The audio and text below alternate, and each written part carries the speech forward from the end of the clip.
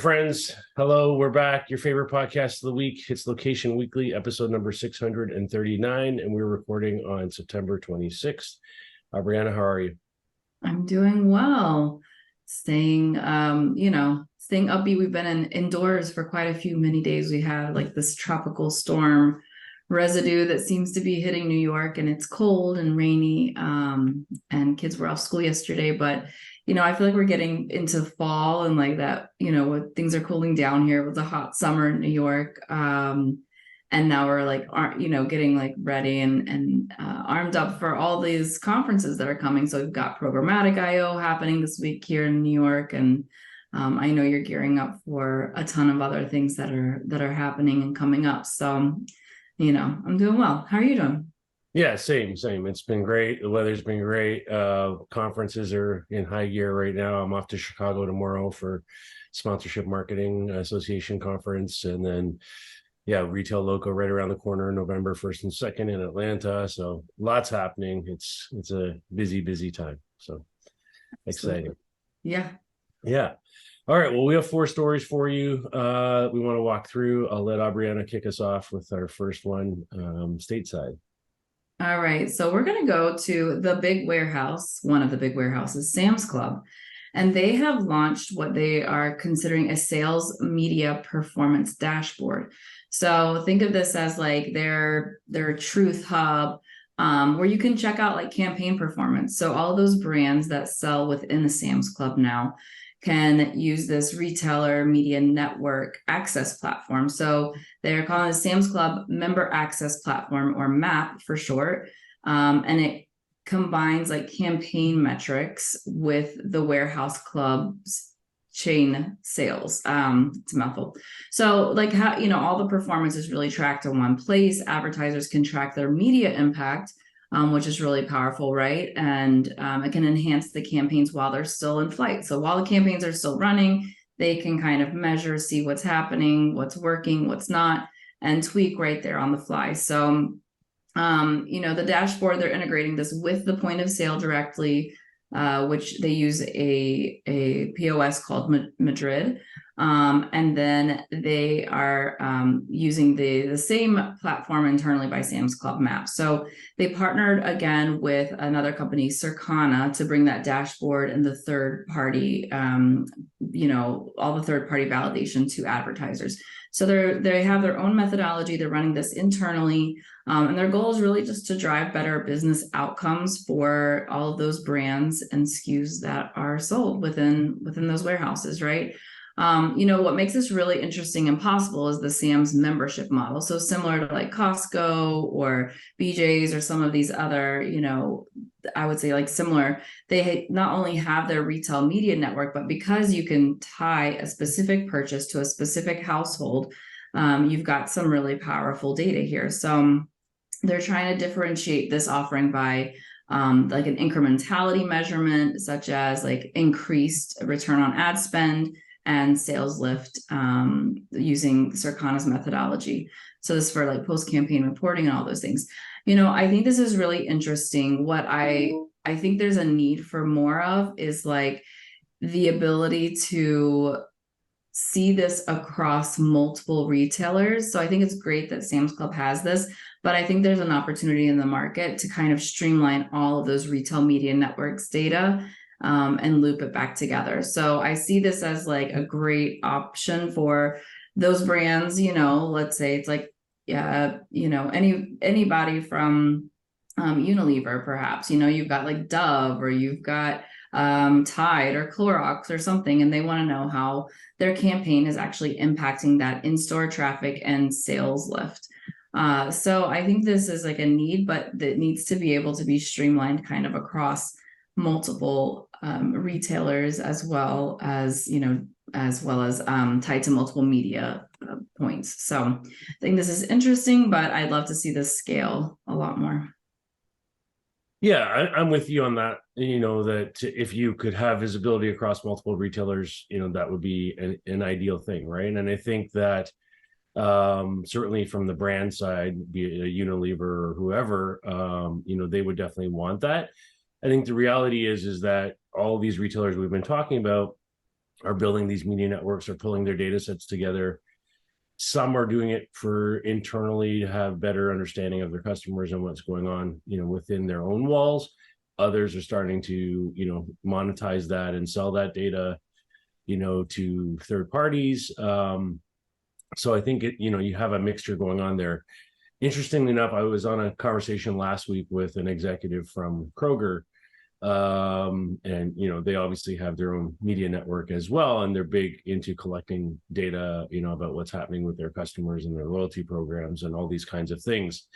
And so I think one of the interesting things is we were talking about, the location data that we have at ground level, and they were like, oh, well, we know what's going on within our environment, but we don't know what's going on outside of that, very well. And so if there was a way to kind of combine all of that together, that would be interesting. So to your point, not necessarily that, we know how it is in retail. Like one brand doesn't want their competitor to know what they're doing. So it's, there's always those difficulties to navigate, but I think it's all moving in a good direction right now. And I think unlocking this data is huge, both for the brand and for the industry.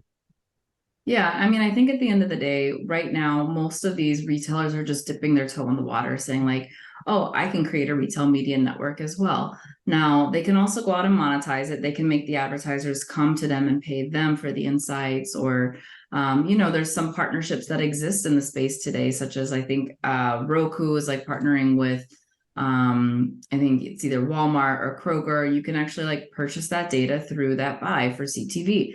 Well, I think that's really interesting, but I think that at some point we're going to reach a reality check where these retailers are going to say, okay, I'm standing up a whole new business. It has nothing to do with my key focus. So I have the ability to probably continue to monetize this, drive more revenue, but I can also outsource the data in essence. So I can create a marketplace. I can make it available for not just Roku, but I can make it available for any advertising that's running, whether that's, out of home, traditional advertising, even print. But I can also make it available for programmatic and CTV and this, everything else that's running.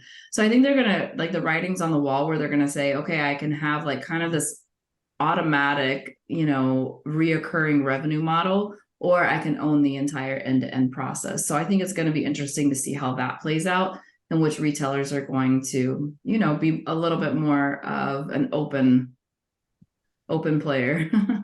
Yeah, no, I think that makes sense. Cool. All right, well, let's jump to our second story now. So our friends at Amazon, we're familiar with their Just Walk Out technology, with their self-checkout stores and, things that they've been pioneering in that, frame for a long time now, primarily around kind of convenience stores and, those types of goods. Well, they're now expanding this to what they call Just Wear Out technology and bringing this technology to the apparel retail sector, which I think is interesting because, picking up a box of cereal or a chocolate bar, off of a shelf and kind of detecting, the changes in the shelf or using computer vision, it's one thing, but clothing, is a little more difficult to do. And so, there are some folks out there who've been playing around with this in terms of having the clothing packaged up in bags or boxes and, looking for the changes that way. But that's not how people shop for clothes, right? For the most part. And so what they're doing now is they're combining their computer vision technology with RFID, which we talked about last week. And so now the clothing are essentially tagged with RFID tags. So you can grab, hats or shoes or, a jacket or whatever, and simply walk out the store through an exit gate. Well, even if you're wearing the stuff, and then just tap your credit card or debit card, as we're familiar with in their normal technology. And as you know, some of their stores now also have their Amazon One palm recognition devices at the checkouts for payment as well. So they started piloting this last year at Climate Pledge Arena, where the Seattle Kraken hockey team plays. I guess in their stores that sell their jerseys and memorabilia there. And then now they're expanding this to Lumen Field, where the Seattle Seahawks play. Obviously, they're doing this at home. Amazon's based in Seattle, so good to always start at home when you're testing new technology. And just last week, they announced that they're testing this out at Loyola University of Maryland, in their student stores as well, where they sell their goods. So I think this is interesting. I think this will take longer to make its way into sort of apparel fashion. I think when I think about buying clothes, especially at when you're not talking about shopping at Old Navy or Walmart, but you're shopping at a fashion brand. To me, part of that is the customer experience, the interaction with the sales associate, the recommendations, all of that. So I think for a certain type of clothing, this might work. But in general, as you go higher end, I think that it gets more difficult. So, but I like that they're trying to kind of push this out of that, sort of convenience, goods space and into some others. Yeah, it's funny. So just last week, I actually went into an Amazon, like just walkout store. There's one, around the corner from one of my offices. And I was like, oh, okay. I had not like actually experienced it. I know we've talked about it so many times, but I had never been in and made a purchase there.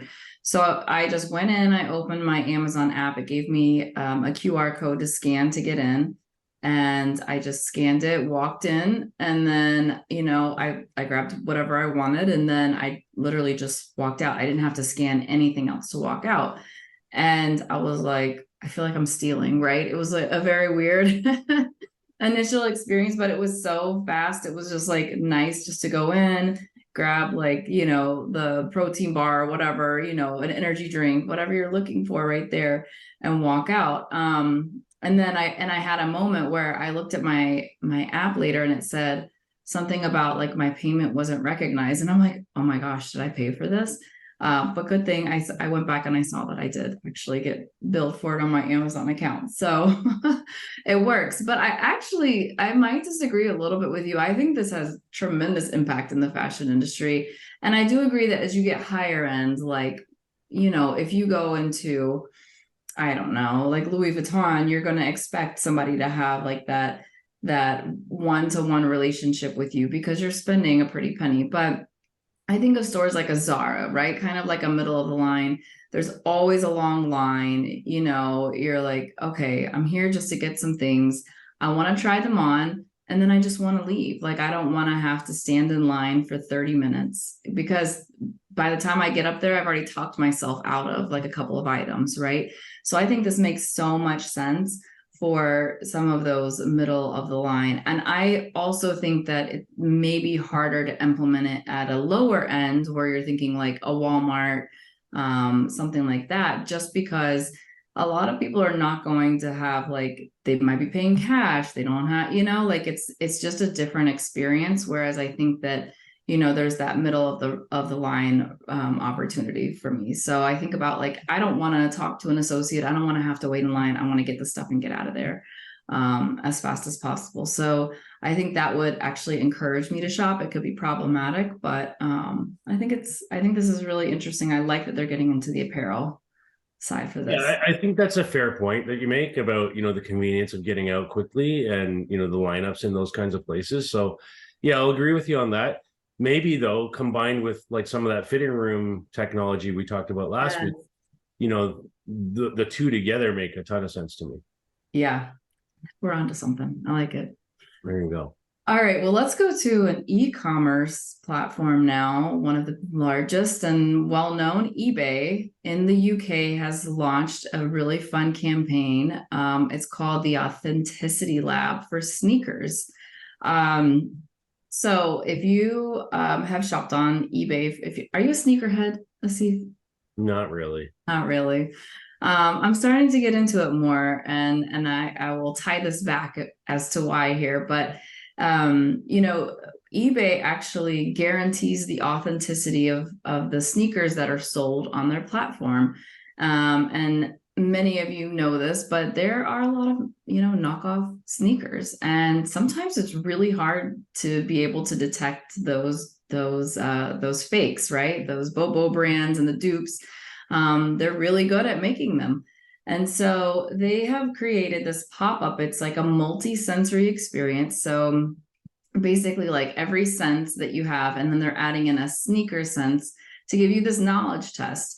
So basically they're saying like, hey, you know, we have this authenticity guarantee process, and now we're going to kind of put some campaign and an installation around it. So it's celebrating the sneaker community's like rich connection to culture. So there's different challenges. So for example, it might be like listening to something that ties back to music and the impact that sneakers and music kind of have had traditionally. Or going back to the infamous sneaker lick, and they have like little lollipops that are designed for each sneakers. And so like, you know, they're really bringing this to life. So they partnered with Nico B, and then some other sneaker community experts, Magdi and FD from the future. So they're like having these really interesting experiences, but they're also having prizes. So there's you can like win actually a very hard to find, you know, I think there's Union Jordan 4s that are going to be there. So the attendees will get you know, a chance to win that. So this is in London. It already happened at King's Cross Station, but this weekend it's going to be Sneakerness London for 48 hours. So September 30th through October 1st. So if you're over there, check it out. But I know this is really interesting to me. I think the authenticity feature is so important here because my brother is a huge sneakerhead. He works in art and fashion, and he actually just designed and launched this Nike shoe. It's with Jarritos, the Mexican soda brand. So he had this design. You know, it takes a long time. Like these products are, you know, can be years in the making before they actually hit mainstream, and then they sell out in, you know, a matter of minutes a lot of times. So before the sneaker had even been released from Nike, there were already dupes that were on the market because you have like people who work in the factory or whatever that leak certain things. And so I remember it was probably 3 or 4 months before the sneaker was going to drop, and we had all of these fakes that he was like finding, and people were posting on Instagram. So it's a real problem to solve, and a lot of them are really good dupes too. So I think that this is like a great campaign. It's fun. It's definitely catchy, and I think it's like highlighting really a cool feature and product that they have there with their authenticity guarantee. Yeah, I like it. I think it is fun. I mean, obviously, I'm not a huge sneakerhead, although I do love Jarritos. So maybe I'm going to have to hit you up for a pair of those, Brianna. So good luck. I hear they're like selling for like 1,500 now, if you can find them. Yeah, so it's I think it's interesting, and I like how they blend all the different senses into it, and they're bringing celebrity, you know, sneakerheads into this. And that there's pricing and, you know, sort of things that, you know, will draw people there.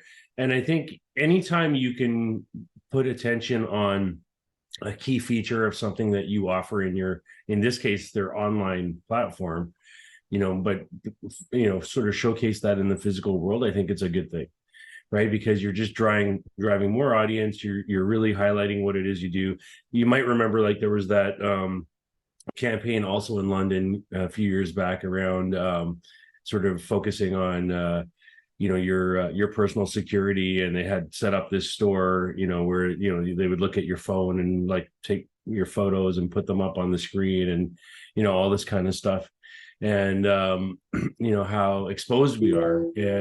But you know, again, similarly, they created a pop-up store to highlight that. And so I love when they do these kinds of campaigns, because I think it's a great way to draw attention to the fact that, hey, you know, we don't just sell sneakers, we have a way to authenticate them and make sure that what you're getting is the real deal. So and I like how they've approached it. It's really cool. Yeah, for sure. All right, last story now, moving over to the world of location and mapping. Mapbox, you know, big player in our space, has raised $280 million in a Series E funding round led by SoftBank Group. And so this is really interesting. So if you don't know Mapbox, it's a location platform, for navigation, used by Toyota and General Motors and BMW.